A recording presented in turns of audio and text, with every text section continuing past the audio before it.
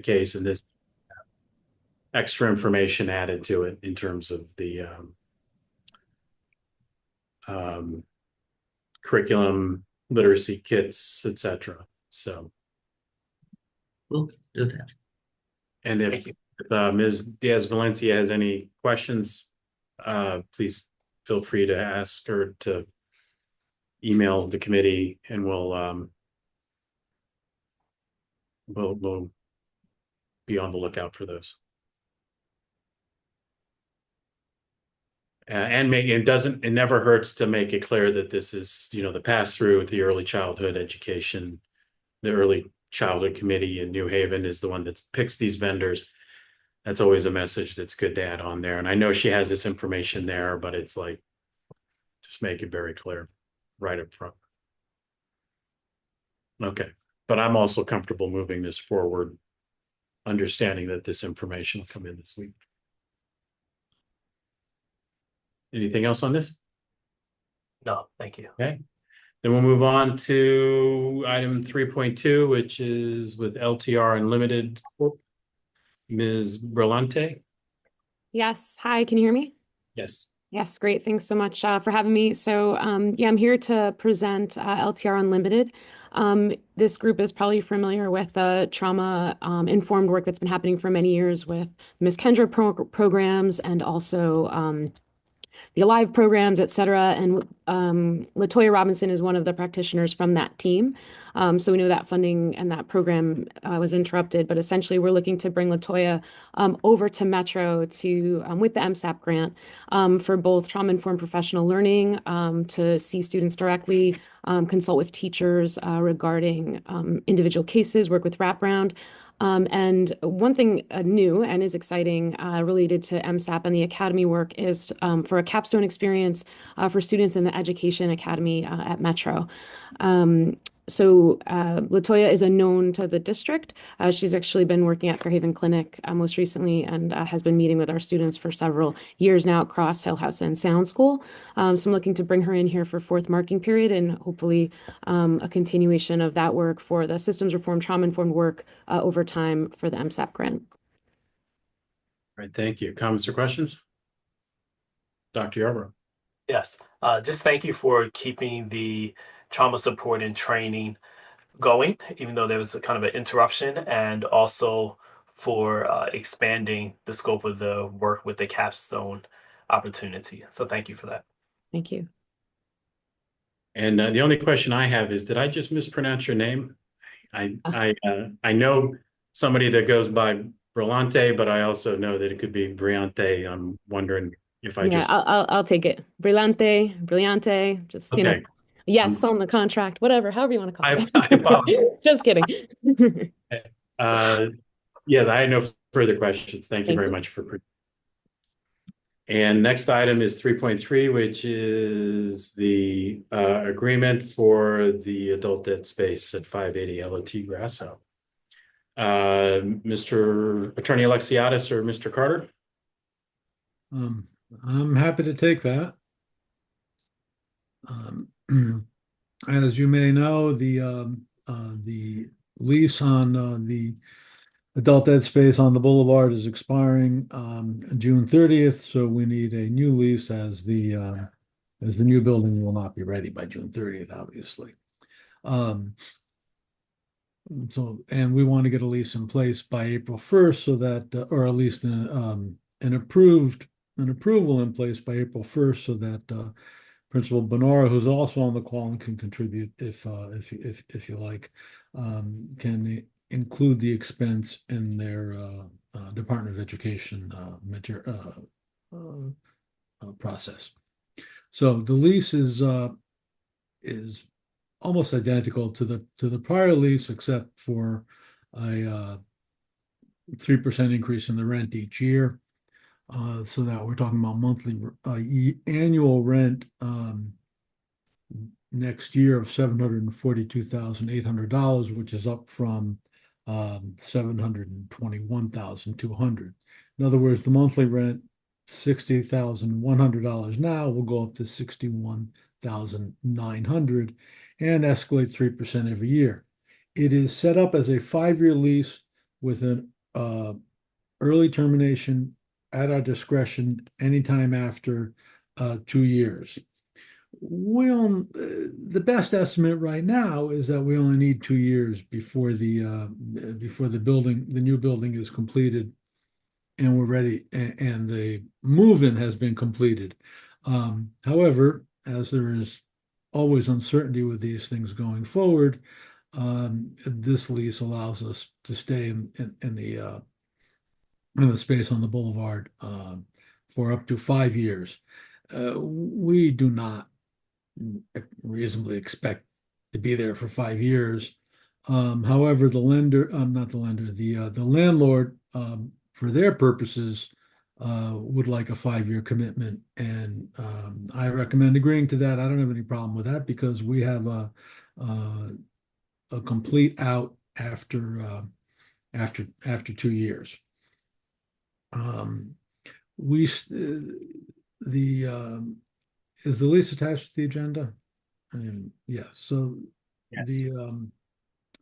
the proposed lease is attached. It is probably in 99% final form. We are still reviewing it with the landlord, and we may address some of the repair clauses. Heating and cooling has been an ongoing issue. This lease includes a blanket statement that HVAC will be fully functional at landlord expense, which is really strong enough for our purposes, but we may want to do more. It's not necessary, but that issue is still out there. And that's about all I have. I don't know if there's any questions or if Principal Bonora wants to add anything. I would just thank you, Attorney Alexiadis, for supporting and facilitating this process. Unfortunately, we learned last year when we had a building-wide flood, there's no easy space to move an operation of our size. We serve over 1,500 students day and night all the time. So although there's challenges with saying the 2 years, we're hoping to get into our new building much before 2 years. But at least having that safety net in place that we do have a home. And that's the best way to support the program right now. All right, thank you. Comments or questions? I would just add, Mr. Chairman, yeah. So having a shorter term, like 1.5 years term, it was not an option with the landlord. Right. So that's where we're at. Dr. Yarbrough. Yes, thank you. Thank you for arranging this. 2 quick questions. One, if to this we can add a cover memo so that the board can easily get a snapshot of what this agreement is. And if the new Board of Ed adult education facility is available before the 2 years, what is the penalty for breaking this lease if we chose to do so? We'll be liable for the rent. Okay.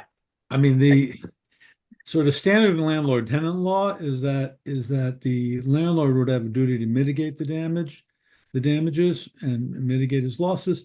So typically the way that works is that if the landlord gets a new tenant during the lease period, we would only be responsible for the lease payment until they got that new tenant, or if they got rented less than 100% of the space or at a lower rent, the difference. But given the nature of the space, I don't think we can count on that at all. There is one thing I want to add, because of this is a 5-year lease for a total amount of almost $4 million. This will require Board of Alders approval. So after it goes to Board of Ed, we will bring it to the Board of Alders. Thank you very much. Yes, I agree on the need of just a cover memo that explains. I mean, the pertinent things as I heard them is this is basically the same as what we have now. It's 3% annual increases, which is the same that we've been paying. We have an out with a 60-day notice after the 2-year mark,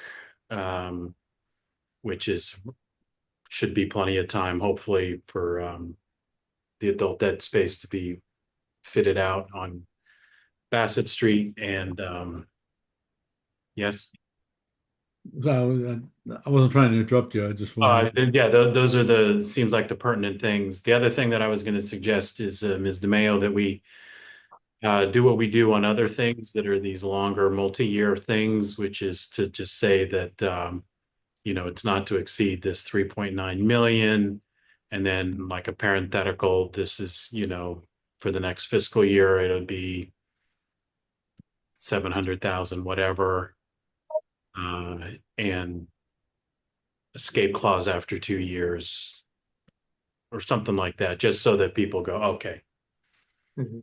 3 million in the next fiscal year. It is, our typical thing there.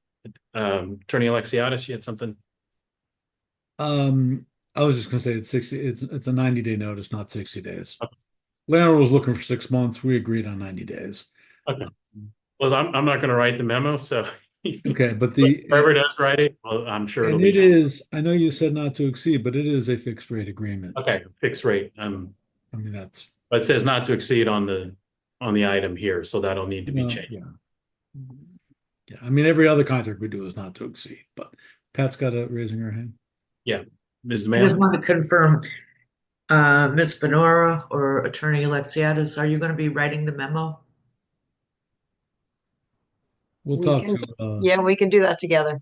yeah, Okay. we'll talk We'll to make sure. operations. When We'll when talk do to we operations. need to get that done? Just a deadline would be helpful. By Thursday. Okay. You got it, Pat. All right, thank you. I think, in my opinion, the memo can be pretty brief, just the facts. And yeah, I mean, that's my opinion. I don't know, Dr. Yarba, if you had a different one, but I think it could just be pretty brief. And yeah. I agree. I can just keep talking, but the one other thing is, if any of you have looked at the red line version, you will see that there were various other repair clauses that were specific to the time when we entered into the prior lease, with regard to landlord's allowance for certain improvements and some specific things that needed to be fixed, and those don't apply, so those have come out. Do we think a final version will be ready for posting for Friday? You will have a clean version. In the way the process works, it won't be officially final until you approve it and it gets referred to my office through the RFA process. But the short answer is yes. Okay, great. Thank you. All right. Seeing, hearing nothing else on this. And the next item is 4.1, but Ms. Jackson has not joined us yet, so we will skip that for now. And move on to purchase orders 5.1 and 5.2 appear to be related. So, Mr. Carter? Yeah. Good afternoon, Mr. Wilcox. 5.1 and 5.2, back in December, I've notified F&O that we were having problems with SJ services that were billing us for hours not accounted for. And part of those were the permitted hours for events. So a week before Thanksgiving, they decided they were not going to do any more permitted events or help out at Flag as in the contract. So I approached purchasing. They advised we do a purchase order for 1 month, and it was oversight on my part. This is more or less ratification to bring the request for additional hours for January and February to F&O for prior approval. But we were going so back and forth. I was dealing with SJ, some other things that I was late getting the invoices from ABM for the permitted hours. So I wanted to make certain that correct. But by the time we got everything settled, we had missed the opportunity to bring it to F&O and also the full board for approval. But if you have any questions, I'm here to answer any. Okay, comments or questions? Dr. Yarbrough. I Yes. should be saying President Yarbrough. My apologies. And Orlando is fine too. If for no other reason that it makes you a little uncomfortable. And we'll deduct any of these hours from the SJ services contract. Okay. Thank you very much, Mr. Carter, for making this arrangement with ABM to have services continued.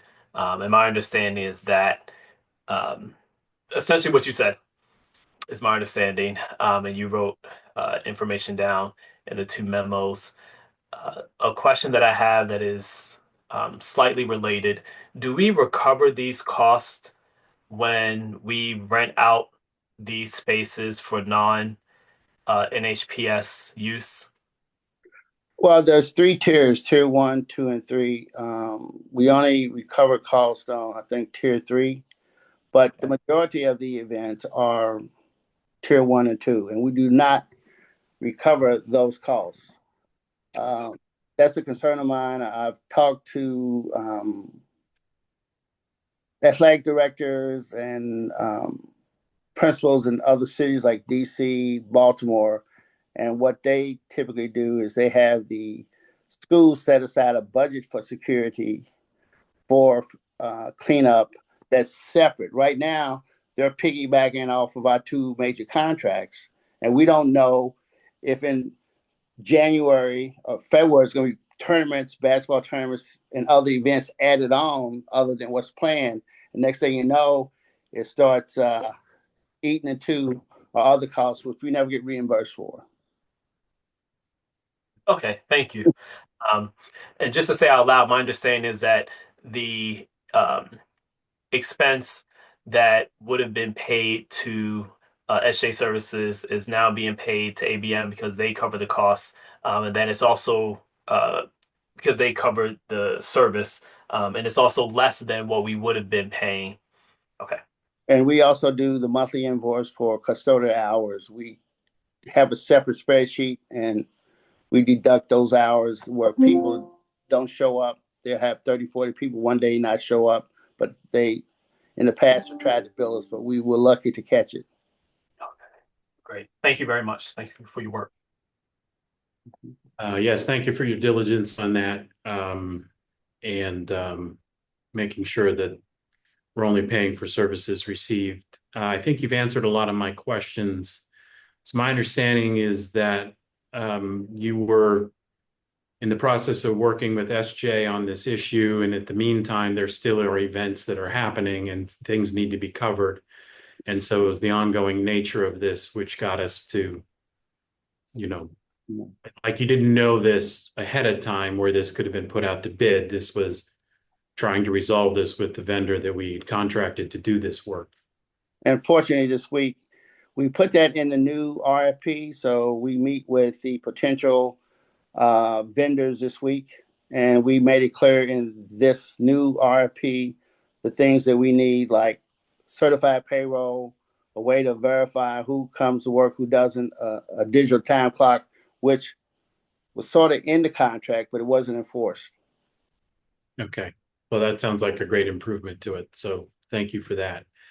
And I do remember you telling us that there were some issues with SJ that you all were working on related to this. So we'll just say moving forward that this is why we added, and I think beginning of February as part of the new purchasing policy, that upcoming financial issues. And so that just a reminder to everybody that that's always a great thing for this stuff that's kind of in flux that could have a financial impact, good or bad. The other thing that I would request then, Ms. DeMeo, is that anything talked about there, I think this already happens, just shows up as on the minutes of the meeting so that it documents when things were talked about. And if nothing's talked about, having something that says no issues reported or whatever, so we know that nothing was talked about at that time. So I think one thing I think we should do, and I know we're going to have questions about this, as we should for this, is I think we need to have a change order created to reduce the not to exceed amount for SJ by at least the amount for these two for ABM, or more if there are more savings from this projected. But I think documenting that, that I think that would also make this easier, that this, it's going up this amount, but it's coming down this amount. And so it's the district's costs are going to be similar, and that there's no way SJ can get money for these services because somebody else is providing them. Okay. I think Ms. DeMayo, since we don't have this in front of us now, and we won't, that if this could be noted on the agenda that this was change order requested by the committee, I think that that would be sufficient for similar to how we have things that are kind of that go on agendas when there's going to be a special meeting on a Monday evening for some emergency item where it's like this is pending approval by F&O at the meeting, and just something that says this was requested by F&O, but it's not something that we're going to be able to vote on tonight because we don't have it in front of us. So I do think it should be kind of like in its own little section in the action items.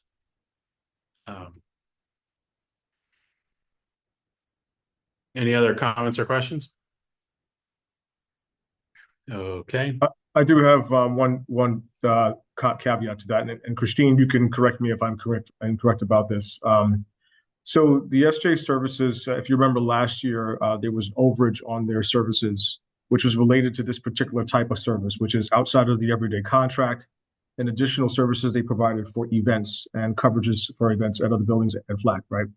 And so that caused an overage on the contract last year and required a change order to increase the contract. For that reason, I believe the expectation was that we would have to request a change order this year as well, because the contract was renewed at the same amount of money. So I don't know that we're going to be able to request a change order to reduce their contract, because it would have gone over the contract amount if we had used them anyway. So I just wanted to kind of make that clear. I'll have to work that out with Christine, but Christine, you can correct me if I'm wrong, but we may not be able to reduce the contract because the expectation is that we're going to go over the contract anyway.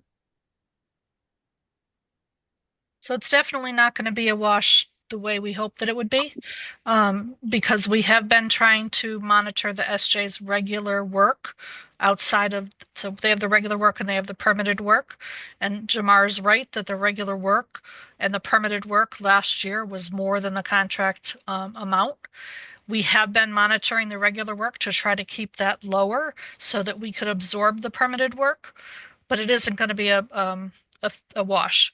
So we'll work on trying to figure out how we can, and if we can, reduce the SJ services based on their regular work and how we have been getting credits, but it won't be a complete wash. Then my suggestion would be that the new section is added to the cover memo, the cover memorandum that Mr. Carter has provided that explains that. Because I know it's going to be a question of, okay, wait, if they're not doing the work, why don't we reduce their amount? And so it sounds like it's complicated, but we're going to need something that explains the complication in a memo. Okay. And I think my suggestion would be to send it to, in addition to obviously the superintendent, Ms. DeMayo, but also the committee to review maybe Thursday afternoon, just in case we have extra questions, because the more complicated something is, the more questions people might have. But I understand your point that, I mean, both your point and Mr. Lean's point about there was a lot of overages on this. And I don't know if you're going to be in a position now to be able to project what the overage might be or the underage for this year. I don't know what the lag time on invoices of something that size. And just note that, SJ's conversation, that they are disputing some of our adjustments. So we are still in conversation with them about some of the adjustments that we've made monthly. So that there may come something at the end of the year where those adjustments are in dispute. So we'll have to figure out where we land at the end of the year. Well, I guess that's why we have lawyers, Exactly. and several of them. And we thank him for that. Indeed. And so, Mr. Wilcox, just to make sure that the expectation is understood. So we're looking for something to describe to include the projected reduced cost to SJ, not necessarily a change order if it doesn't work out that way, but at least something that explains the reduced costs to their services. Yes, and Dr. Yarbrough might want to chime in on this too, but I think the root question is if we're adding to ABM to do these services that we originally thought SJ was going to do, why don't we reduce SJ by the same amount? And Right, my understanding yeah. from you and Ms. Bourne is that's complicated, and so that I think is the root question. Okay. I think we'll be able to work together to do something. We can show that there is a reduced cost to SJ services, the projected costs, right? But not necessarily reduction on the contract because there would have been an overage anyway. So yes, we'll put something together. And then doing that, reminding everybody that there was an overage last year related to this. And I think it's also, I mean, Mr. Carter's point about, we are a school system, we are a learning organization, and we're learning from this. And the thing that's gone out for bids for part-time custodial services is much more detailed on this than it has been. And so I think that it's also good to have a sentence or two that says this is definitely addressed in the new thing that's gone out and that people are going to information sessions on in preparation of bidding. So that we know that we're not going to be in this situation next year. Am I forgetting anything, President Yarbrough? No, I think this is clear. Thank you. All right, thank you. Complicated items. So next is 5.3 purchase order with utility communications. So Mr. Brown? Mr. Brown, I'm trying to promote you to panelist. Your version is you have to come up as a panelist as opposed to just allowed to talk. So I'm sending the promote to panelist again.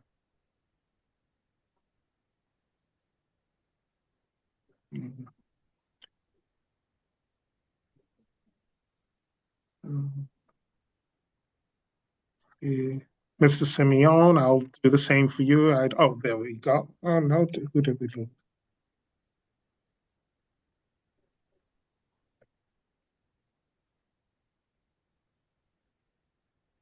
Oh.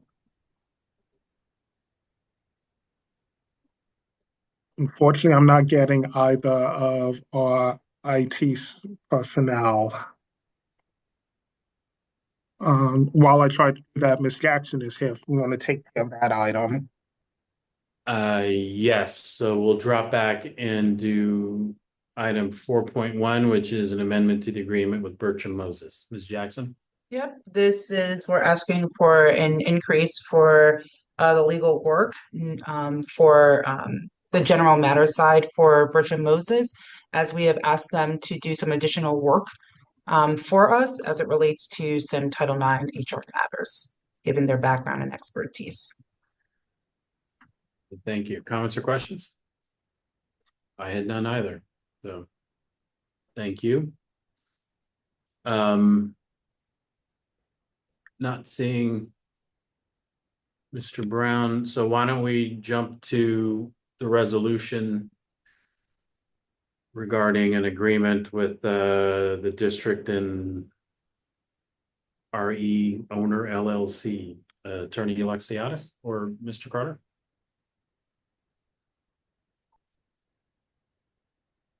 Yeah, you're muted. Yeah, Mr. Wilcox, I'll start. Okay. A few months ago, I received a request from this vendor for permission to come onto our school property to supposedly cut a tree. And they sent the agreement to me. And of course, I don't have authority to review or sign, so I sent it to Attorney Lexiata. When Attorney Lexiata looked at it, and then we started asking questions, it was not simply cutting a dead tree that's interfering with their access to the school construction or the property next door to the school construction. They actually wanted to use our property for a specific amount of time. So it was more than just a tree removal. So Attorney Lexiata looked at the agreement and said, what you're asking for, we can't do, because what you want is really an easement, and that would have to go to the Board of Alders, in addition to the Board of Ed. And so we asked them to redo the agreement that is more or less to cut the tree, but not to be able to stay at the site for an indefinite amount of time, which is considered an easement, which we don't have the authority to do. So I don't know if Attorney Lexiata has anything else to add, but we just wanted to inform the board about this process. Sure, if I may, Mr. Chairman. Please. Thank you. Yeah, they came in looking for a for a 3-year agreement with access to the parking area for staging for construction materials. I think primarily because they just sent out a standard agreement and added tree cutting to it, but they did want access over time. So we have an agreement in principle. The language on the agreement that's attached to the agenda has not caught up with the complete agreement yet, and so we're still working on that. But the idea is there is one tree. It's known as a tree of heaven, which is an invasive species, like we used to call them weed trees, that is growing right on the property line into the fence and not quite touching the building, our building, the high school and the community building.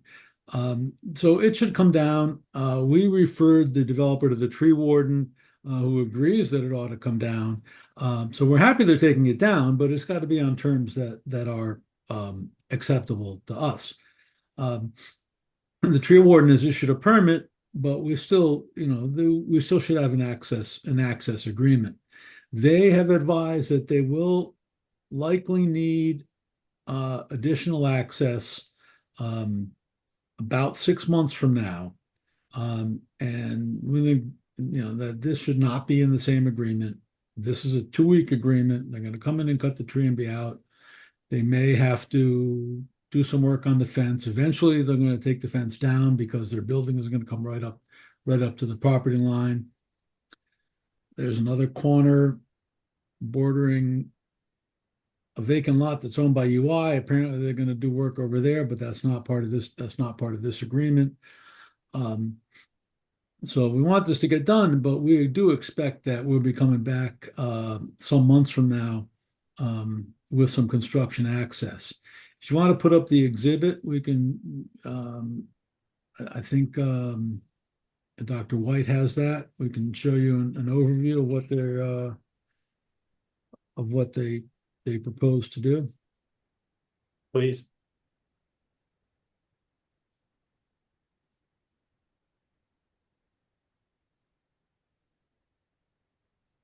So the box in red at the bottom is there we go.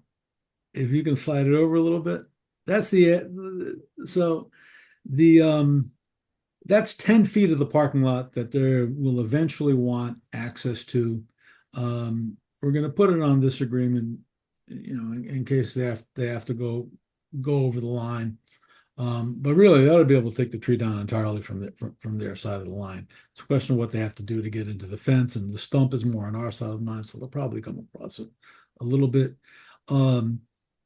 The panhandle in red is the that's the line in between the adjacent properties and the edge of the high school and the community building.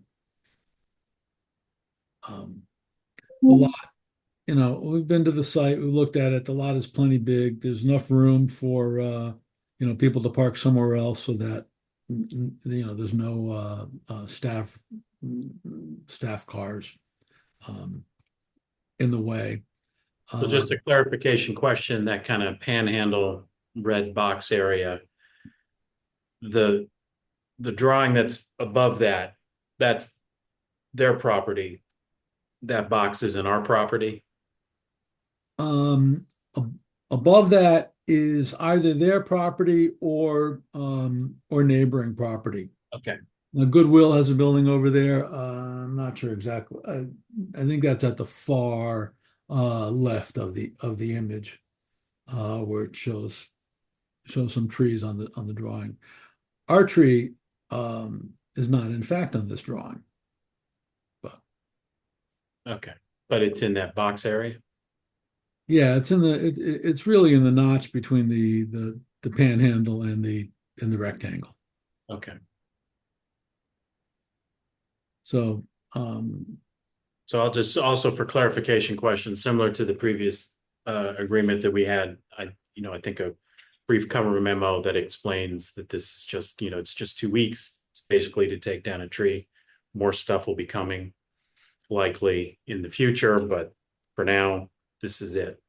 yeah, and so the unfortunately the draft that you're seeing attached to the agenda, it will change between now and then. For example, it's got the wrong name on the top, so You're saying you'll change we will it fix now on that. Friday, or Arguably, I'm sorry, I talked over you. so it's going to change between now and Friday? Yeah, Okay. it'll change. Hopefully tomorrow. Got it. But arguably, the superintendent has the authority to sign this without approval. It doesn't involve any money. It's just access to the lot. But it surely does not hurt for the Board of Ed to approve it. But I think that's your that's your discretion. And I would not want to, for example, defer this until the following meeting because we want to get this done ideally when school's not in session. I mean, and that's one of the things that got to get added to the agreement is that it has to happen either after 2:30 in the afternoon on any given day, or on a day off, or during the April break. So that it does not interfere with the operation of the building. Based on our conversation today here, I'm comfortable with this, and I do think it's always good to have the board sign off on things so nobody's surprised later. But I do think a brief cover memo that just explains the basics of this, and just like saying this just for a couple of weeks to a window so they could take down this tree and deal with the stump, etc. Any other comments or questions? Well, I would just say it's far better to have them take down the tree than to have us do it at our expense. Yeah. Because it is our tree. Of course, I don't know if it needs to be in this agreement, but for the company to coordinate with the school. Yeah, that is one that is that's understood and is going to be in there. Great, thank you. And I should say that the principal has been involved along with Mr. Carter from day one and has been very helpful. Great. A sentence to that effect in that memo would be good because that'll bring up questions. As you know, we have people on the board that were principal, was a principal, and might have questions about those kinds of things. We're always looking out for everybody. Thank you. Any other comments or questions on this? All right, hearing none. If I go back to my agenda. Thank you. Dr. White, are we able to? I have not been able to, but I believe I can discuss those items. Okay, we could either do that or you could continue and we can move on to the certifications and then drop back. I think we'll be in the same place. after Okay. certification. So All right. We'll start with 5.3, which is the understate contract with utility communications. yeah, So, so S2 is the part of the system that is used for our security projects as well as camera systems and controllers for door access, badge access to buildings. So this is to continue working with utility communications to continue those upgrades and repairs and fixes that we need. Utility is for the milestone software. That's actually the software that controls our cameras and makes it. hold on that, please. Okay. Are there any questions related to 5.3? Is 5.3 the software or 5.3 is the installation of software update of S2 controllers. So it's related to 5.4, but okay? I think. Um, I mean, I did have questions. I don't. So this is a software upgrade. I was going to ask about specific devices, but you've named what some of the devices are. One overall question I have, I guess both for this and the next one. One, what does the vendor not do well? It says that we've had this vendor for decades, which is both reassuring and also just want to know if there's something we're overlooking that we need to pay attention to.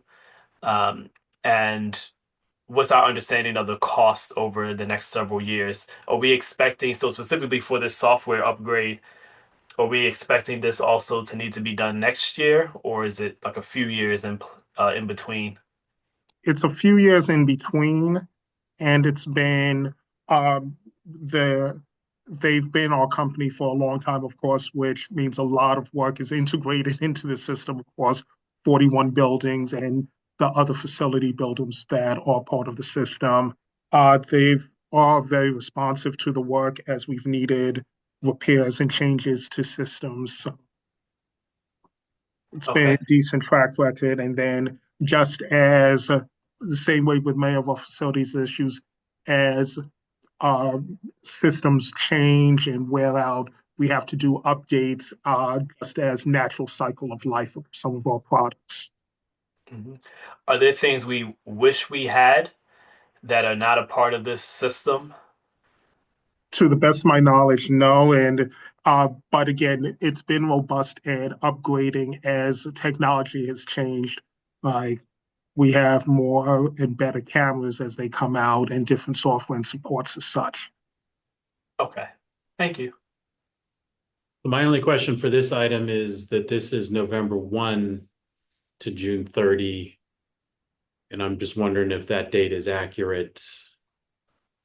That I do not know. Okay.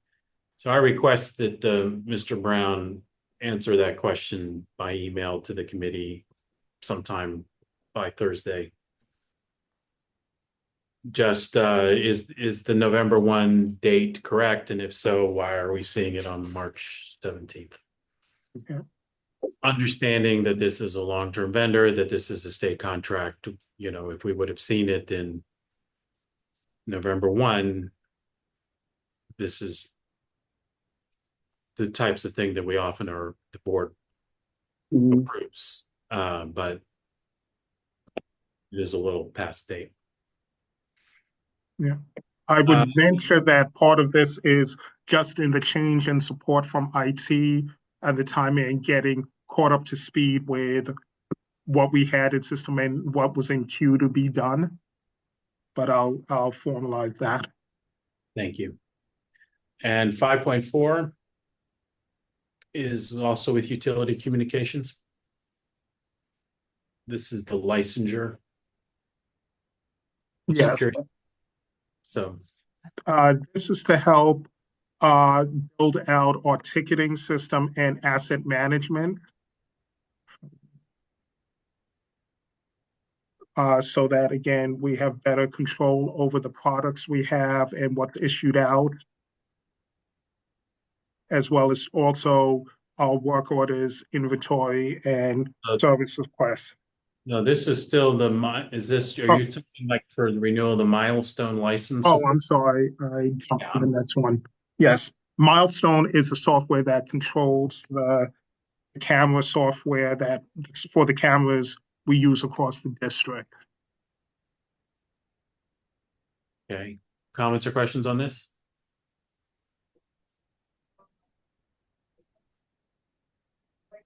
All right. Now 5.5, which Okay. is with EDWG.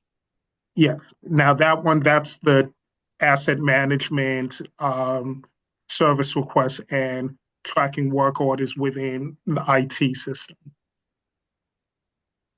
Are there comments or questions? Yes. Dr. Yarbrough? So this is the one I have more questions for. Um, so one question is, how does this differ from the work order management system that we currently have? And is this to replace the system or is this a duplicate of the system?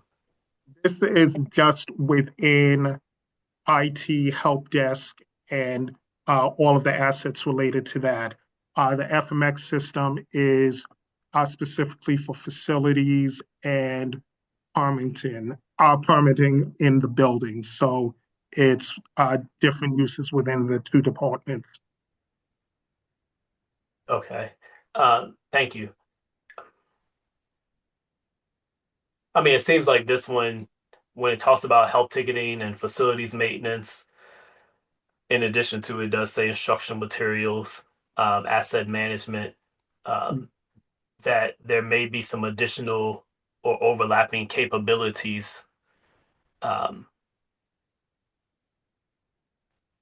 so I'm curious about that. If we're paying for, if the proposal is to pay for two systems that can do similar things, and is it possible for the FMX system then to do the IT tracking that is requested with this particular particular? That would be something that I would need uh, for IT to answer. Okay. And I agree. I mean, I'm sorry. Were you finished, Dr. Yarbrough? Yes. Yeah. I'm, I'm sorry to stepped on you there. I I had the same question, and then thought about how, I work at Quinnipiac. We also have a separate system when I put in a facilities request and a separate one for IT. So, and I'm guessing that there might be some differences, but it would be good to be able to get that explanation added to this cover memo that explains why it needs to be a separate system, to help explain it. And also to make it clear that we're not changing the facility system. At this point, this is for IT. Correct. And I don't know if that needs to be a separate memo or if that can just be added to item number 8 to the memo, or to the brief description of services on page 1 of the cover memo might be the best place. A couple Okay. sentences added to that says the reason why we can't, this is separate from the FMX system is because of the reasons A, B, and C or something. I don't know. Dr. Yarbrough, am I catching it, or do you have a? No, just like an additional thought. So my intent around the question is I think sometimes software can be underutilized, that it has more capability than, let's say, me myself might fully use. And so for our district, I want to make sure that we fully utilize the software to its full capabilities. Because according to the vendor, they're charging us for full use. They're not saying, well, you're not using these components. And even when they do, usually it's very inexpensive to flip a switch and say, okay, now you have access to this module and you can do these things. So anyway, it's about efficiency, and that we're not paying for duplicate services. And above all, if there is a superior software for tracking work orders, tracking assets, and tracking the IT work, then we may want to use that software district wide. And Well, and that's part of the why this is a replacement for the systems that were in place, so that we do have clear and better asset management. That's one of the very clear, important pieces of what we're trying to do, particularly make sure we know what we have, keep track of what we have, as well as the specific help desk tickets that come in to make sure all of that's getting routed to the staff, which is relatively small, but carrying thousands of tickets so that we know what's happening with that. Okay, thank you. And Mr. Aline, I don't know if you're the one who's familiar with the FMX system, but do you know if it's agnostic in terms of the topic it can track? Can they track IT things and asset, uh, or does it not have that flexibility easily? It tracks work orders and assets. I just don't know that if there's a particular interfacing that IT needs for their system, or if there are particular paths of submission and routing that are available through their system. You know, it sounds like maybe a system that is specific to IT's needs. I can't really answer that, but if it's generic work order and asset management, the FMX system does do that. Yes. Okay, thank you.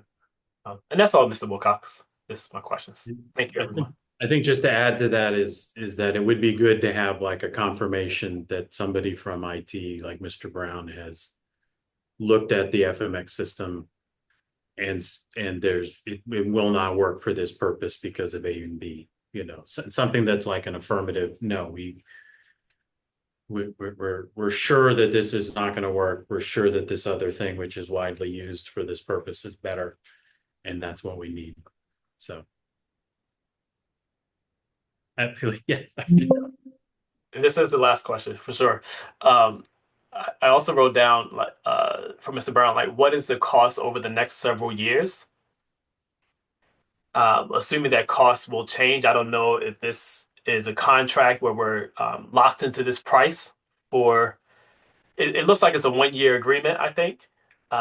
So my assumption then is that the price is going to change for the next year. So my question for Mr. Brown is whether or not that's going to um, be requested to be renewed at the same rate, or is it the case where you pay a little bit more upfront to get started and then it's a decreased rate each year?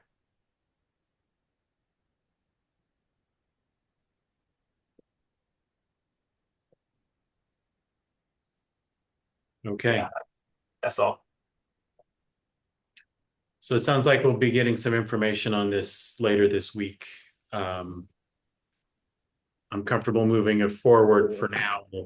If it's going to be more complicated, we can always pull it at the meeting. Yes. Okay. Trying to see where we are. We're down to the last two action items, which are certifications. One of which is a healthy food certification statement 7.1 and a related one with probably key differences. So in Young? so in 7.1 outlines the participation into the healthy food option, which states that any food that is sold or offered during the school day falls under the Connecticut nutrition standards. And then the 7.2 is just, it allows for exemptions, meaning that you don't have to abide by that Connecticut nutrition standard for events that are held after school or on the weekend or any other extracurricular activities. All right, comments or questions? For me, I think we've seen both of these before, a similar version. So we'll see. Yeah, we've seen these before. We do them every year. Ms. DeMayo, just as I think you are often reminding me, a lot of times these need to be moved separately. I think we can move them to the board along with everything, but on the board agenda, if it could be listed as separate action items so that it's clear that we'll be just moving them separately. That's correct. Yeah. Okay. So I'll still move them separately at the board meeting, regardless, but I think just easier to kind of have it as separate items there. All right, I had no other questions either, so I move that we send to the board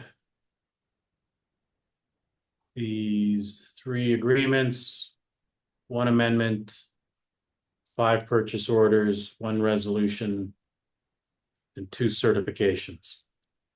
Second. Is there any discussion? Hearing none. How do you vote, sir? Yes. I'm a yes as well, so that motion carries and those will move on.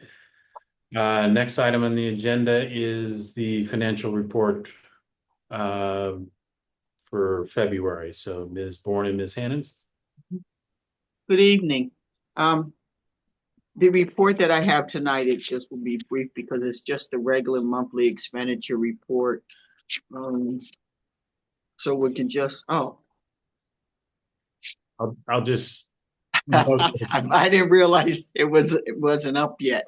I'll just note it isn't posted, so if it could be posted sometime, before, I don't know, 9 a.m. tomorrow morning. Ms. Yes, Bourne, no. are you sharing or am I? Either is fine. You can go ahead.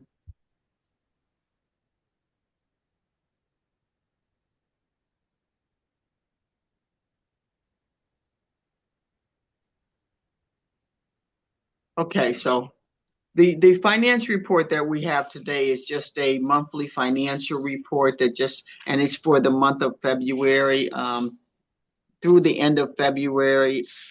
And it's just showing what we spent to date on special funds, what we've encumbered on special funds, what we spent on general funds, and what we've encumbered on special funds. So if you could just move the slides. Okay, so for the summary of the expenditures to date, we've spent $195 million with, of that 1.4 was general fund and 91 million of that was the special funds.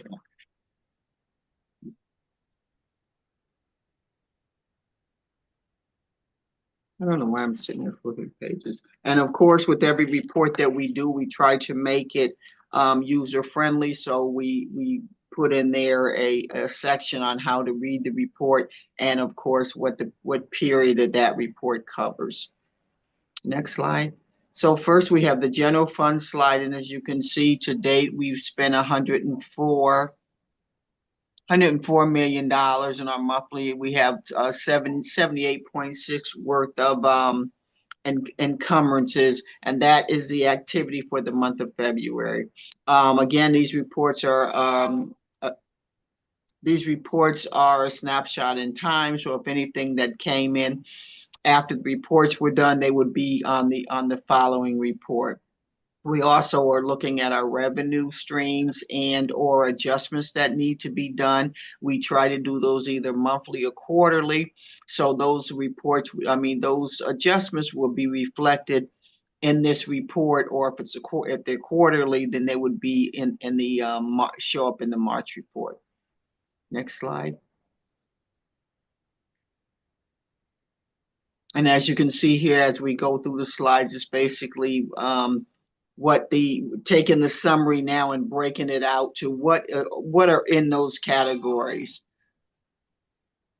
Contracted services, so forth and so on. Now, changes from the previous report, the actual grant support is reflected to date. So that what that is there's any grants that support the payroll, or like say a typical one would be the Alliance, where the librarians would be on general fund, and then we do a monthly reimbursement to charge the grant for those services. The city provided the $3 million, and so we've applied that all to the salaries because we were under budgeted in the salary line as well as many other lines. Overtime continues to be monitored. We do that on a bi-weekly basis now, and so we basically look at the cost and see where we're going over, why we're going over, what happened. whether there were permits during that time, and whether the charges were for folks that should be paying. So we really monitor that, just as we monitor everything that we work on.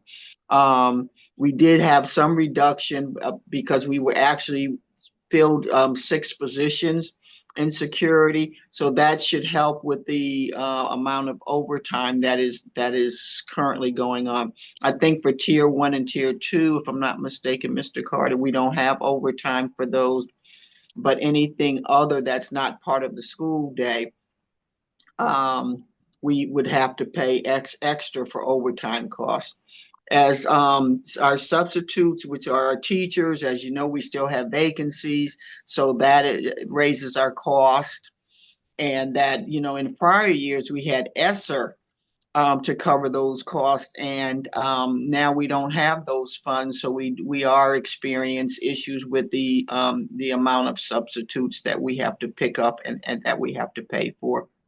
And in addition, we are in negotiations, negotiating a contract that has not been has not been renewed in quite some time. For the non-personnel, tuition continues to be one of our major cost drivers due to district outplacement. Some of the good news is that I guess in the governor's budget, we're going to get a few more dollars. So that will help, but it how do you say, just thank a gift horse in the mouth and just say thank you. And we know that it's not enough, but it's better than what we have. Every dollar counts. Also, our contracted services, we're showing a better position with the contracted services, and with the negotiated contracts, we're receiving credits. Thanks to the team, they've really been looking at invoices differently, not saying that they didn't do it in the past, but they're looking at invoices differently. And we have a lot of conversations, some just off the cuff, like you say, well, gee, why is that wall green and all the rest of them are red? Shouldn't we have one color? So we talk about all of the things that are going on in finances on a regular basis, to help reduce some of the the cost. We also look at if we think that there's something where a company just is not providing services, we just take it upon ourselves to have conversations and try to ask questions. So more like a think tank. Well, why is this happening? Have we talked to a person? Can we get a better rate? We're doing everything that we possibly can to try to keep these costs down. Our utility cost, remember I kept saying it wasn't going to snow, and I guess I didn't talk to the right person, because I think it snowed 3 times. So I guess I don't have any cloud up there. But anyway, so our bills have gone up. So we're looking now at how it's a deficit, adding to the deficit. So we're wondering now, okay, where do we get the funds to cover these costs? And we know also that we now have to probably put in change orders to increase our costs. But again, if you only have $10 and you already spent $10.50, we have to look and see where the rest of that money is coming from. But we are monitoring those costs, and the team did an excellent job this year. I think when they had the last storm, I guess folks went out and looked at buildings and looked at to make sure that the work was done, and they came back and they reported it, and now we're looking at cost savings there as well. So we continue to look at all our expenses and budget lines to find cost savings wherever they are. Basically, right now, what we're doing is that we are doing only emergency purchases, and of course, putting teachers, because that's not a want, that's a need. So that we try to make sure that we're looking at hires to make sure if we have someone that we also can add that to our budget and see how we're going to manage those costs. Let's see. So that's the vetting committee. We also continue to monitor, and I think I reported this last time with our grant applications. While we received almost 200 $200 million in federal funds over the last 5 years. What happens is that those federal funds do not count toward the indirect cost rate. That really took us down quite a bit. So the funds that we normally would have to assist us with running the business office and other costs is just dwindled down to basically nothing. So we have to look at, okay, what else can we do? Because we also, with indirect costs, we tried to put in things that, like, say, if you were running after school programs, and those programs normally would not be running if we didn't have those extra dollars. So we were saying, okay, fine, those things were costs that the district would know that would most likely not have. And so we were able to include those in the grants. Well, that has gone out the window as well. So we're really looking at now, what else do we do, or how do we change what we do?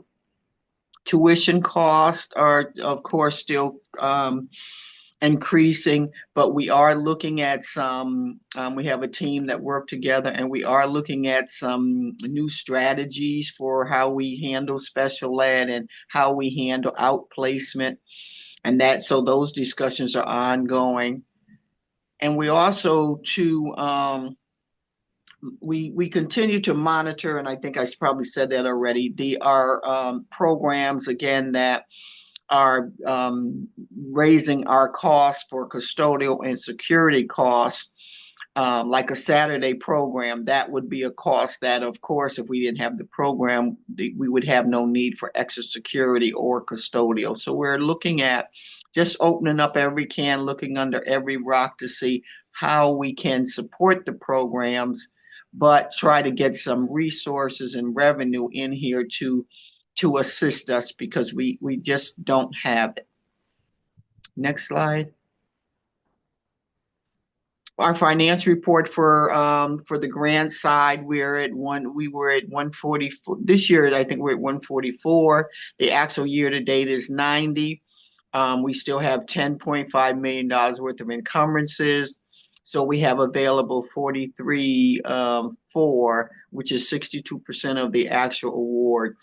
I must say that, and I want to, I'm going to keep saying this, that as you can see, the grant dollars are just dwindling basically down to almost nothing in terms of, well, I don't want to say nothing, because we do have grants like Title I and things like that. But as costs increase, the available funds that we have for the grants, they're also, it doesn't give us enough money anymore to run programs, because the fixed costs and all those other things are just keep going up. So we have to look at now, we have a team that's looking at our grants and see how we can make sure that we use those dollars to, of course, supplement and not support, supplant, but that these grants are just, they're getting like everything else, everything is going up. So what we could do is now,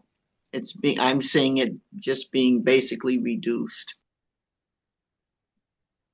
Is that, and then again, here's the report on how to read the special funds letter accounts. And as you can see, we go from 23, 24, now we're in 24, 25, but we tried to show you where we were and where we are now, because I think that is important, so that we need to keep that in front of us, that we no longer can rely on grants to support the dollars that should be in the general fund budget. And then here's the summary of the grants, which is very important to, look at. And as you can see, in 23, 24, we were 144. Current carryover, we had about 21, and that was due basically to Title I, the manufacturing, and grants that are still operating. What happens a lot of times is the federal grants are 2 years. So what happens in the carryover funding, you'll see what was rolled over to the second year of the grant. So that's where that grant comes from. And so now we're at, you can see where we have the 85,377, and that's what we received for 24-25. And then we have pending approvals. I think the only pending grant out there now is Open Choice. And if I'm not mistaken, that just came in. I think they just certified the numbers. So our funding right now, with the carryover and the new funding, was about 107 for the entire year, which is, as you can see, 23-24 was 144. So you can see in column year-to-date changes that we're starting to go in the wrong direction, I say, because the red shows the amount of funds that have been reduced that we will no longer be receiving, or the changes in revenue.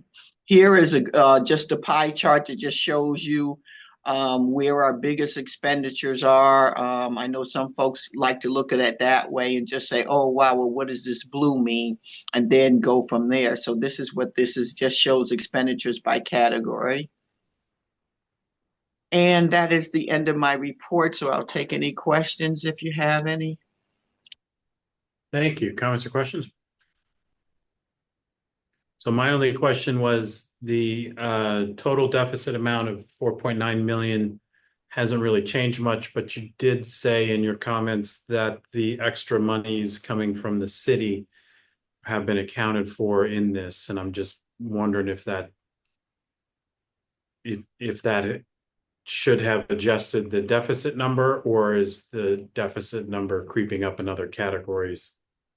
What's happening is that the deficit number is creeping up in other categories, and plus, when we did the project and when we did the budget on the budget presentation, all of those things were areas where we thought we could make a dent in reducing some of those costs. Unfortunately, transportation didn't pan out. There were no route changes that I'm aware of. Also, the fact that when we did the right sizing and filled vacancies, because in the past, they never included vacancies in the budget. We now include vacancies in the budget, so you're getting more concrete, up-to-date numbers. So every time a vacancy is filled, it affects the general fund.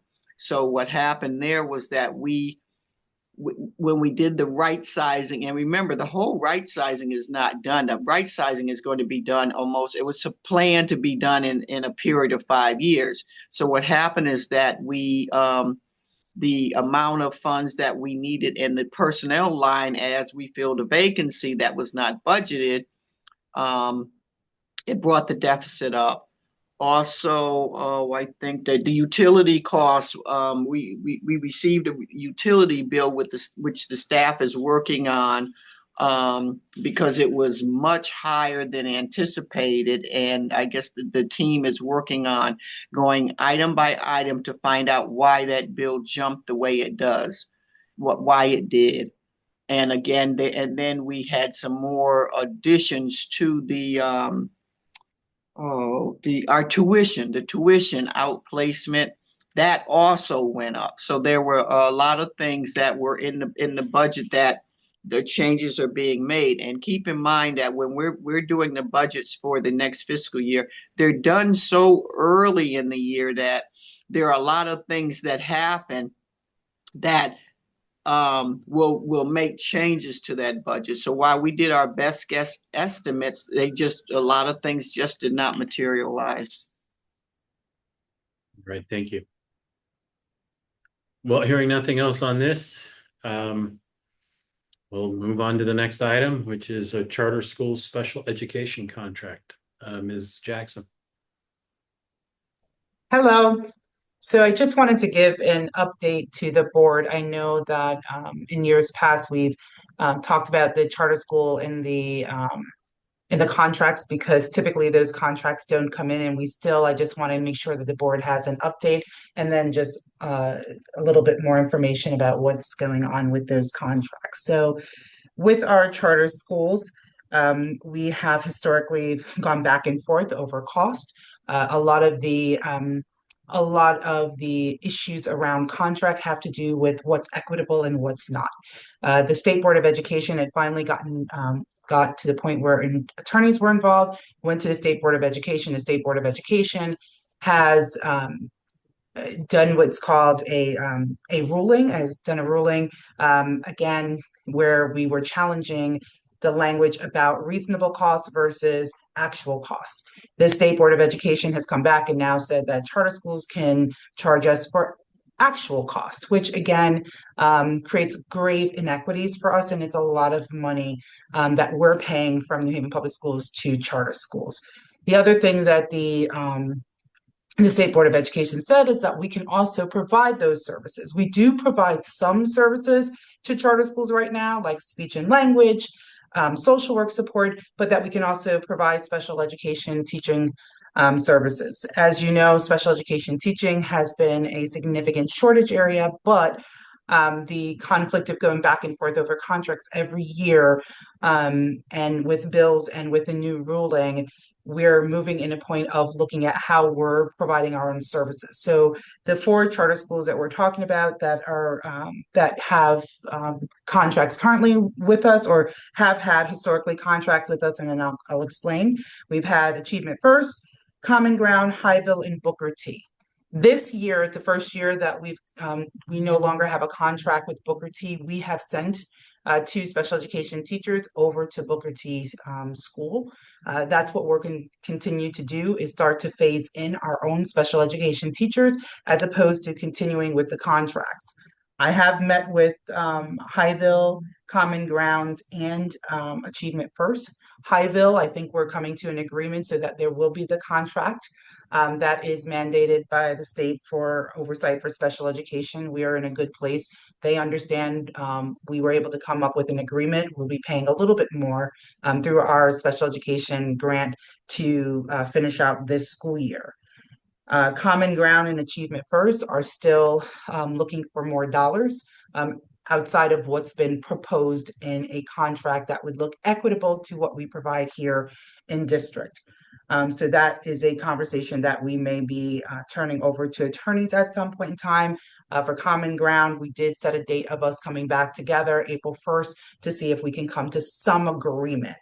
But the long-term plan, as I mentioned before, with both Common Ground and Highville, I talked to them about us providing our own special education teachers for the upcoming school year, but I want the board to understand what this would take in order for us to provide some more special education teachers for the district, which again, long-term would be, I guess, would be more fiscally responsible of us to do versus, again, with this ruling and folks essentially, I'll just give you, for instance, Common Ground sent us an invoice for them to have a 1 in 10 student teacher ratio, where we have in some of our places 1 to 20, 1 to 25. So it's grossly inequitable. But what it takes for a special education teaching staff for us next year, we would have to provide 3 special education teachers to Common Ground and 3 to Highville.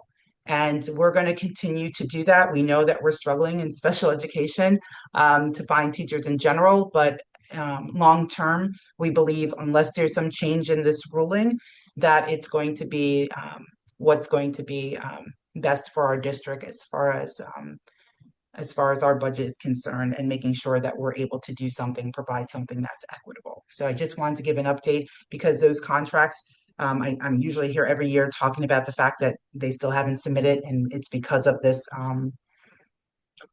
because of the finances and what people are looking for. So I just wanted to make sure that we were able to give an update here. And there's not anything for the board to do at this point in time. It's just to provide you an update of where we are with the contracts with our charter schools as it relates to special education services and what the plan is moving forward. Thank you. Comments or questions? Please. Yeah. Yes, just similar to the finance team, Ms. Jackson, I appreciate your work to do 2 things. One, to negotiate the costs and the services that our district is able to provide, and also for explaining it, particularly to me, to help me to understand all that goes into forming these contracts and what we're able to do. In terms of the teachers, the three positions for each of the two schools. Are these current teachers we have, or we'll need to recruit these teachers and hire them to be able to provide them? We would have to recruit and hire for those staff. We did talk about the existing folks that work in those current locations. If those were folks who wanted an opportunity to work toward, work for New Haven Public Schools, but out of fairness to their staff as well, we wanted to talk with them about this is, again, if we can't negotiate contracts that are equitable, then we will send our own folks. So we've had conversations with them about their own existing staff if they want to become New Haven Public School employees. That would be an option for them as well. So, Thank you. Yep. I had two questions. One, it was a clarification on that, and that is, we can provide them, and if we decide to provide them, then the schools must accept our teachers. Is that correct? That's correct. Okay. But we tested that out this year, Mr. Wilcox, because this is the first year we're doing that. We're doing that with Booker T. Washington. They were the ones, along with Brass City and Waterbury, who initially brought a suit together. So we started there. Was it a seamless transition? No, because essentially was it like it wasn't exactly that. But we're in a good place of providing providing service in those locations. So. But it will be, I just want to make sure full transparency, it's going to be a strain because we don't have special education teachers enough in our own district, and then having to provide them within a charter school setting. It's a struggle. No, I understood, but I think it also might be helpful for the affected teachers or the affected schools to understand that if we did find somebody, then we will immediately not be paying for. Yeah, I made that very clear. I made that very clear that, we would be looking for our own teachers and we would no longer have a contract with them. And then this problem becomes theirs. The other related question I have to that is when we would be providing these teachers, are we providing them at, like you mentioned, the one example of a 1-to-10 ratio, and we're having cases where we're having 1-to-20 or 1-to-25? Or in some cases more, yep. And you said that, for instance, the one school needed 3. Is that 3 at a 1-to-10 ratio, or is it? No, it wasn't. So we're Okay. looking at that. And of course, as the caseloads, as we're looking for the upcoming school year, that may be subject to change once we start taking a look at what their actual rosters are after the lottery and everything else. So, yep. And I think it's important to note, just like with everything, because of inequitable school funding in Connecticut, and we have below the state average for per pupil funding, our students deserve to have a lower student to teacher ratio. Oh yeah, absolutely. And Absolutely. we would like to provide that, and there's limits on what we can find and what we can afford compared to other districts that are able to afford much more what they need, even though our students are just as deserving. No, absolutely. I think that this should also be flagged, this as an example of why we might want to, the next time we have a charter school that wants to come into New Haven and the district is asked to comment on that we might want to, as a board, or as a district and the board, to say, we do not support this, in part because of inequitable funding around special education, if this still remains moving forward. I think. And just to let you know, Mr. Wilcox, even when I had an opportunity with the State Board of Education to talk about that, to talk about the continued number and increase of charter schools and the impact, the outcome was what it was, but I just want to let you know, we did talk about that and what that impact is for us. And we understand it's New Haven residents and this notion of money files the child, but it's not as neat as that. So it definitely is an impact to us. So just wanted to update you all, and hopefully we'll get through before the end of the school year. And I have great respect for people running charter schools in New Haven. I think a lot of people doing a lot of great work, and but I also think that we need to have equitable, even playing fields when it comes to like the data that they have to submit to the state and other standards that they have to follow versus what we have to follow, and things like this with the student to teacher ratios, all those things. I think if we're going to have an even playing field, then fine, I suppose. But otherwise, I think that this is just, even though Connecticut does a better job with charter schools than many other states, there's still great room for improvement. Anything else in this item? Dr. Yarbrough. Yes. In terms of hiring, so let's say the goal is to hire 3 special ed teachers for one of the charter schools. If we hire 2 out of the 3, how does that then work? Do we have to forego and do completely the contract, or can we send 2 and contract for 1?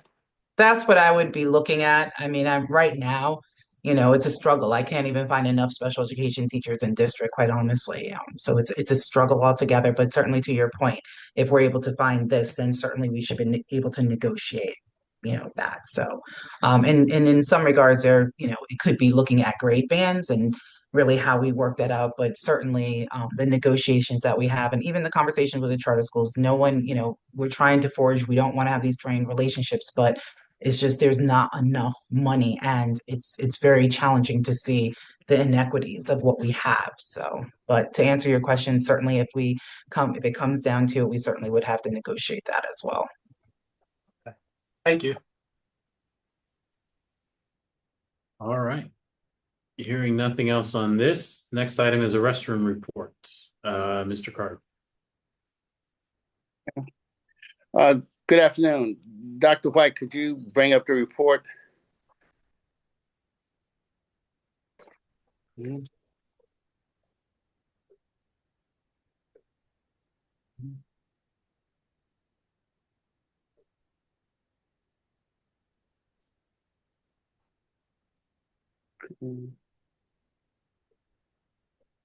I don't see a report here. Okay. There's There is one one. attached to the Yeah. agenda. Item 9.3. Okay. Okay.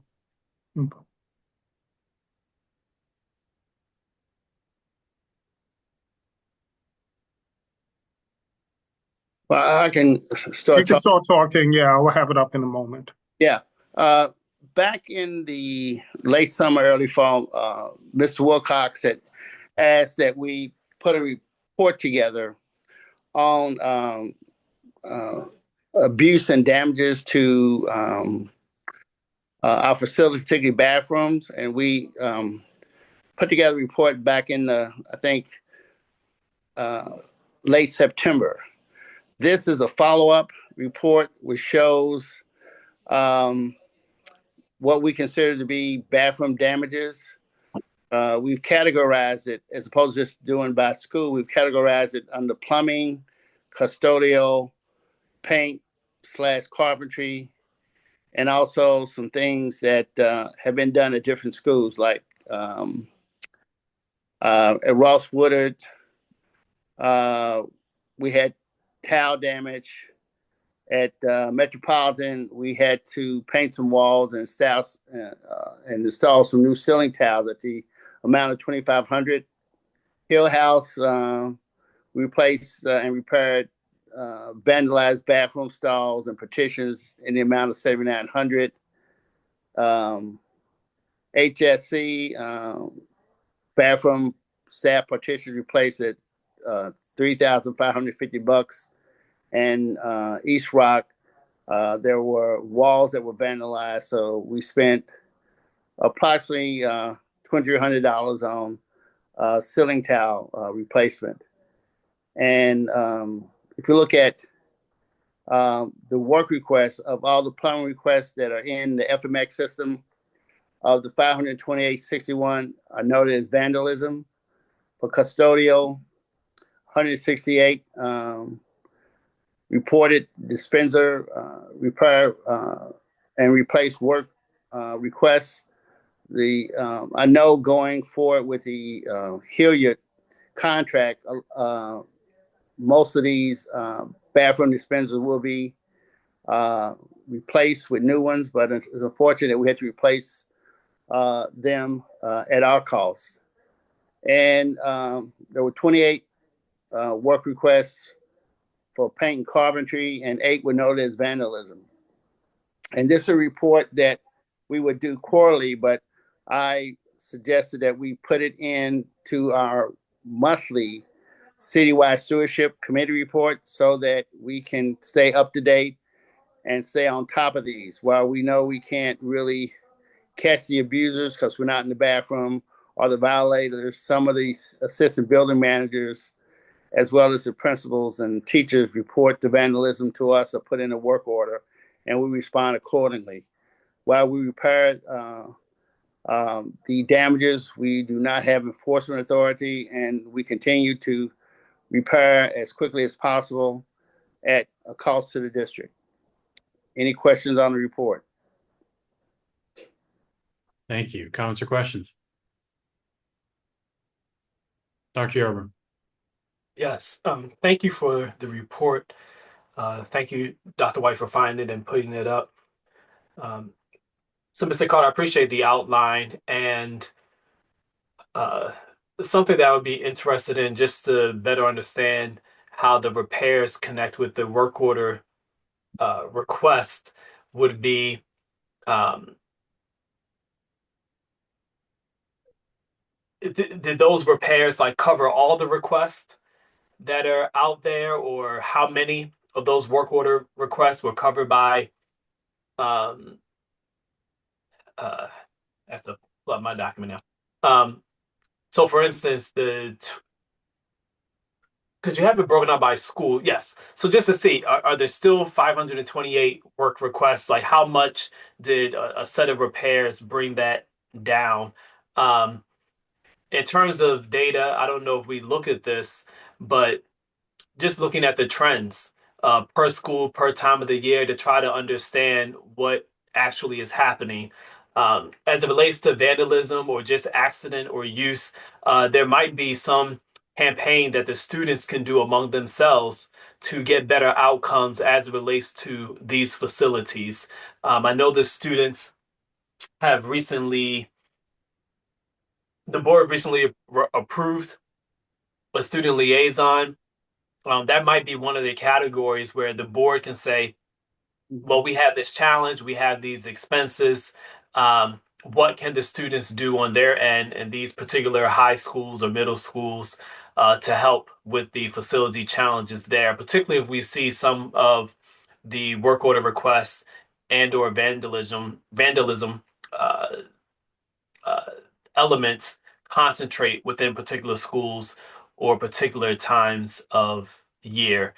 So basically, my thought is, is there a place for data to help us with some behavior modification as it relates to these repairs? And if things are just wear and tear, it might be good for the district to know, the public to know, the board to know, you can expect wear and tear at this percentage. And above that, it's a little bit more than just wear and tear. Exactly. I agree. I think Mr. Lean and I can, and the new maintenance uh, assistant director, Mr. Pagan, we could meet with the student committee and try to structure an awareness campaign and say, hey, these are your schools, these are your bathrooms, etc. Here's what you can do to, if you can't stop it, at least report it timely. I know when I first went over to Hill House back in July of last year, I went to the second floor girls' bathroom. They had 8 stalls, and 6 of them didn't have doors. Well, I was taken back, and I was pretty upset that how come we hadn't replaced them. Well, one, nobody put in a work order, didn't tell us, but we, sometimes the custodial staff tells us. And secondly, some of them were just old and it was easy to break. So we were able to get that fixed, but it just was a delayed effect, which um, impacts the students and use of the bathroom. So, but I think it's a great idea. I talked to Mr. Aline after this meeting, or later on in the week, and you can give us a contact for the students, and we can definitely put something together. Thank you very much. So I thank you for the presentation. I do agree that this would be a good thing to add as a standard item in the citywide building and stewardship. I do think it's great that you all are noting when possible what is vandalism, and I would suggest continuing and making sure when people are putting in work orders, if it's suspected to be vandalism, that it's listed so that then data can be looked at. I would guess we would be getting some questions not only about the number of work requests, but also requests that were filled Yeah, or requests that were canceled. And so yeah, I imagine that's easy to pull together, but those are questions I've heard before from other board members and members of the public or schools. There's a perception that sometimes things are canceled, or there's a question rather, why is something canceled if the work wasn't done? I mean, if, using the doors as an example, if someone did put in one on the doors, would that be canceled? It's like, why would something be canceled if it looks like the work hasn't been done? And I know from previous testimony, sometimes work was done and then somebody tore it up again. Mhm. And then somebody saw it and again, and they go, oh, see, this was never done. And they're missing that part. But I think that something that's getting at the requests filled, requests canceled, or postponed due to lack of funding might be helpful. yeah. In the past, we showed up, looked at the door, say, well, we closed it because we didn't have the money to buy the parts. But now we can't say that because we had the 5.5 million. And also, we'll report out on that in the citywide stewardship committee meeting this Thursday. And also, we'll be getting 16 million come July 1 on capital improvements, and 1.1 million of that 16 is for citywide stewardship committee work. So we can work on that report and maybe come back in a couple of months and give you accurate data about what was filled, what was canceled, what was done, and you can better understand the work that's being done or not being done. And I would also echo Dr. Yarborough's comments about the students are very motivated and they have this new program of student ambassadors, and they really want to have ways of engaging more students to be more involved in governance of their schools and being advocates for themselves. And so this might be a really good time to start working with them on this issue of less vandalism. And I do think that I'm trying to remember, what is it? Is it the broken windows theory of neighborhoods? It's like, I think a lot of schools is set by the state of the bathrooms. And so I think having like a focus of, if there's new funds coming in where some of these longstanding problems can be addressed, and there's interest from some students in this, and like a focus on this, so it's like, let's at least get these right when we can and build some goodwill and get some help in taking better care of them, shows respect for the students.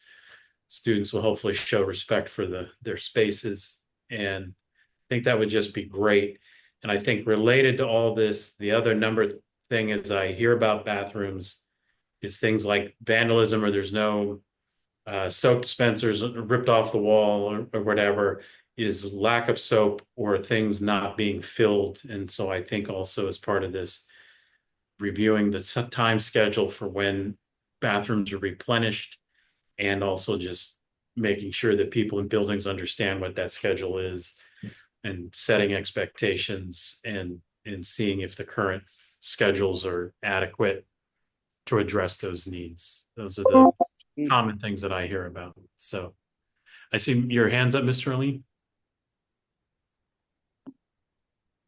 Yes, thank you, Mr. Wilcox. I just wanted to touch on a couple items and to just add a little extra to some of the things that Mike already discussed. Thank you for going through all of that for us, Mike.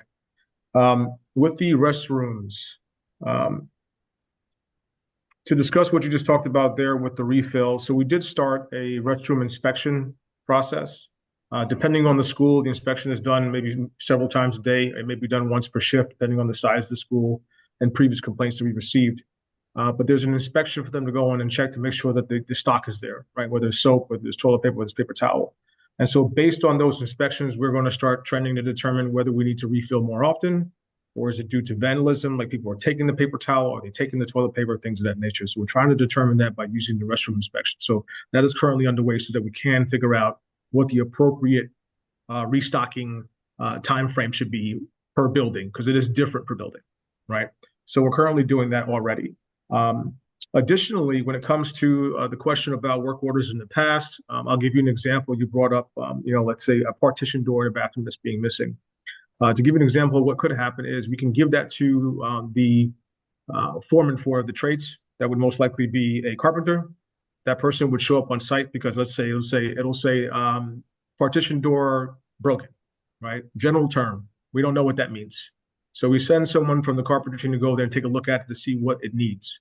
If he gets there and the partition door is missing, most likely he's going to say, well, a vendor's going to have to come in and install a brand new partition system. So I no longer need to do anything with this, right? And then he closes his work order. The problem is that piece right there. And so because we don't have a system in place or a work order system, we can do a sub work order, like reassign it to someone else or close out my portion and pass it on to someone else. What was happening is the foreman wanted to make sure that their job got completed. And so we've done some education with that, right? To reduce those instances to say, do not close the work order. Please pass that back over to the assistant director so they can reassign that to a vendor. And we were getting those things a lot. So they would show up, it's something they can't complete. So they would close it because their work is now done, right? But the work order is not done. So again, we've done some education around it to reduce those type of incidences. And lastly, of course, some of the restroom repairs and the status, of course, is all dependent upon resources, both, whether it be people or it be finances. So we do have in the SLURF fund, the $5.5 million, there's $200,000 that was dedicated for district-wide use for bathroom repairs. Now that we have that funding, we are currently in the phase of selecting vendors to go out and do it. We are preferably looking for GCs, general contractors that can go into the bathroom and do turnkey results inside a bathroom. So if there are partitions and walls that have to be repaired, that same vendor can do the same thing. So we don't have to keep the bathroom closed for so long, right? We can just close it down, do all the repairs we need, paint, replace ceiling grids, do the walls, do the partitions, and now the bathroom is done. And so we're currently sourcing vendors for that right now. As you know, our procurement process, sometimes depending on how we procure things, it could take a day if it's a state contract or someone on the SED list, or if not, then we have to go out and we have to get pre-bids, which requires the vendors to go there to show up each individually, put together their list, right? Produce a proposal for it. So that takes a little bit more time. So we're going through that process right now, but we hope to have a vendor selected very shortly to start off with 2 or 3 bathrooms in the district. And we're currently doing a bathroom inspection throughout the district. Our custodial engineers, which are under the custodian section, but have some additional engineering responsibilities, they are currently going through the district through every single student bathroom. And they have an inspection sheet they're using to verify that the bathrooms are in good condition. And with that report, we'll be able to determine what each bathroom needs. So I just want to make sure you are aware of some of those things that we're doing right now. Thank you. Thank you very much. I think that that's excellent information. I highly recommend maybe working with Justin Harmon to, if this hasn't been done already, prepare something that goes out to all the district employees and even students saying there are things happening and this is what's happening, because there was a huge amount of information right there that I think is good and wonderful and tied to the extra funding that we have thanks to the mayor and the alders giving us more funds, even though we do go through budget season pointing out we need it, they don't give us what we need, then we anyways, it's greatly appreciated that folks did do that, and so that people know that there's plans in place, things are happening, because the perception might be that they're not. Highly recommend that. I think it would be a bright spot for this area. So, Dr. Yarbrough. Yes, thank you. I agree. I highly appreciate Ms. Aline just the walkthrough that you gave of what's happening and how things work, particularly as the work orders work and the adjustments that have been made. I have a suggestion, which I know takes extra work, but I think it'll pay off. I don't know, but let's do the data on it, see if it pays off. But it's just about further engaging the students. Um, and two thoughts come to mind. One is if there's a particular school where there's like a bulk replacement or something that's going to be done on a large scale, in some way to involve the student body. Maybe it's in choosing two of the colors that will be used, or like something that's doesn't add crazy expense to the district, but might invite some buy-in and some participation from the student body. Uh, that might be a good way for the students to take ownership. It might be the case where they will then monitor what is installed, for the rest of the school year. So either at the beginning of the school year or at the beginning of the new year, maybe they have some pride into what they help select for their school. So I don't know if that's like toilet seat color. I don't know what it's going to be, but something that's simple. My second suggestion is similarly in line, Mr. Wilcox, with what you said. Is about getting the word out. There are reporters who often who are tracking things in the district. But I wonder if there are student reporters, newspapers, etc., for a particular school where maybe the facilities team, the stewardship team, shares with them the start date of a project. And maybe the students come in and they document how things were before, and then they come back and take pictures and document the after, and then they can communicate to their peers what new has transpired in their school. Like we didn't have this, but now we have this. I think the involvement of the staff would be just communicating some of the timeline for when things might happen. And the general suggestion or the general thought is, well, maybe the students will begin to amplify the message about the good things that are taking place in their school and making the students aware, like, look, we just got this, let's not break it. Right. Or, we just got it, let's take care of it. And that might be a low lift way for staff to leverage student energy around the investments that are being made in their educational space.